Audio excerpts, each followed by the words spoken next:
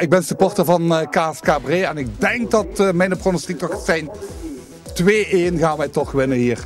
Zeker weten.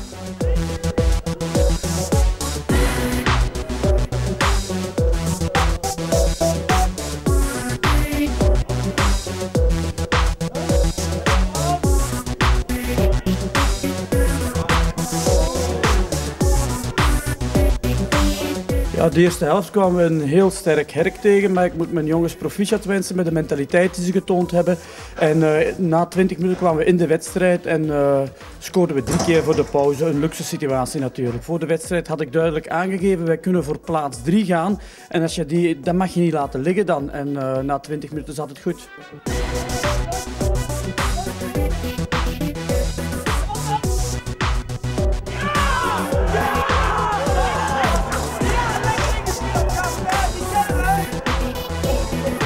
We zitten volledig in de wedstrijd.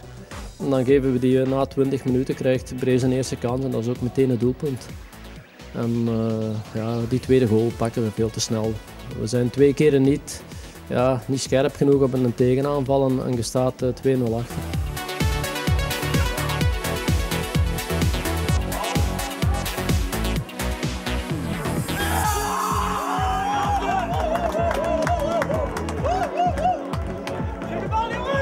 Verwachtingen voor ons zijn dat wij erin blijven, dat we spelen voor het behoud, dat weten we.